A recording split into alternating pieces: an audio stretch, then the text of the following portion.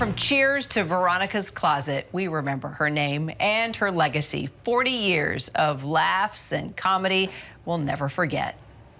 Where everybody knows your name. Don't you stop loving me.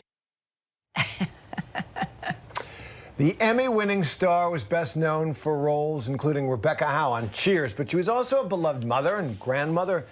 Kirstie Alley died after a short battle with colon cancer. Her rep confirmed to ABC News she was 71 years old. People magazine is paying tribute to Alley, putting her face on the cover of its next issue on newsstands this coming Friday.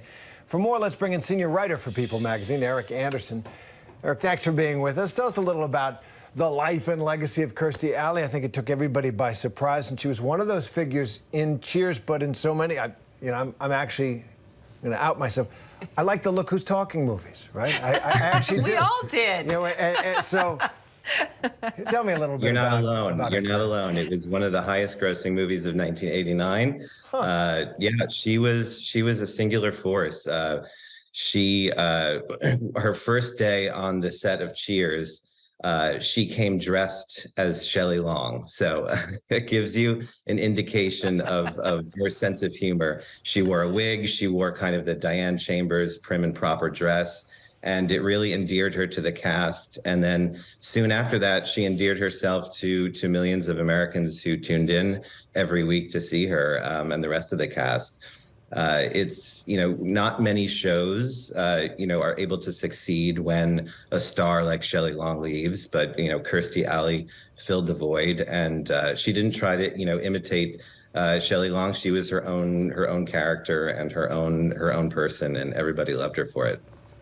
So, you're an entertainment writer. You know this business like nobody else, Eric. What do you think she will be remembered for the most?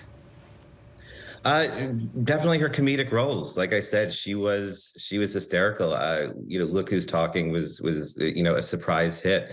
It's a movie about a baby whose thoughts are narrated by Bruce Willis, and it was a huge hit. She went on to do Veronica's Closet. She's also going to be remembered for her self-deprecation. Right.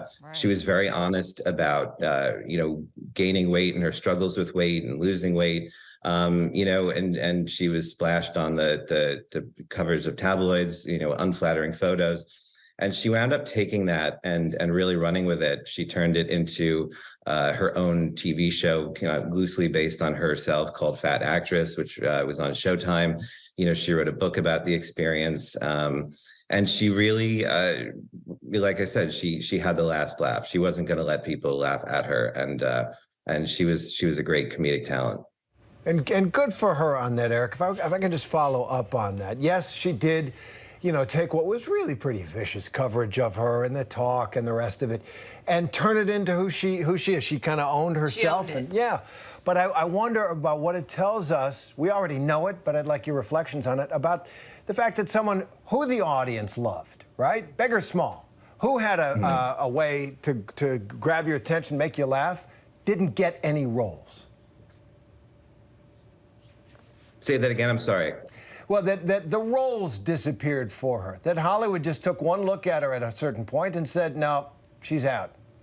Well, she created her own opportunity in that moment. She, like I said, she created Fat Actress, and the roles didn't completely disappear. I mean, she was acting on Scream Queens in 2015, 2016. She had a 10-episode arc on that.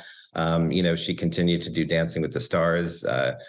She was on The Masked Singer earlier this year. So she found opportunities where she could.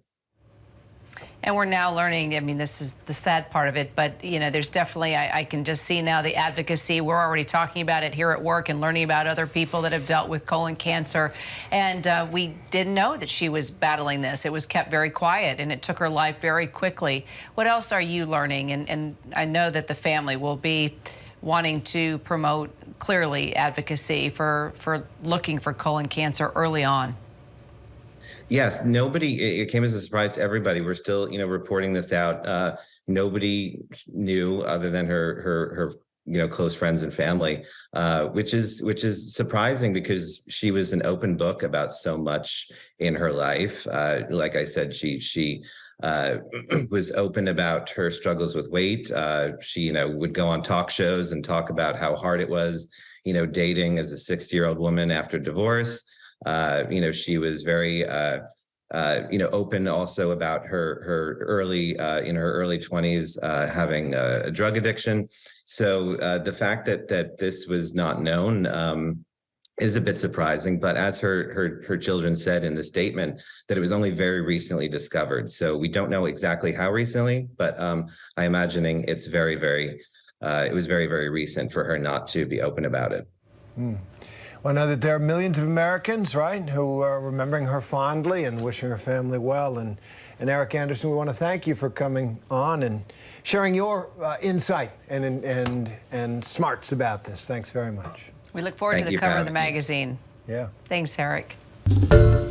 Hi, everyone. George Stephanopoulos here. Thanks for checking out the ABC News YouTube channel. If you'd like to get more videos, show highlights, and watch live event coverage, click on the right over here to subscribe to our channel. And don't forget to download the ABC News app for breaking news alerts. Thanks for watching.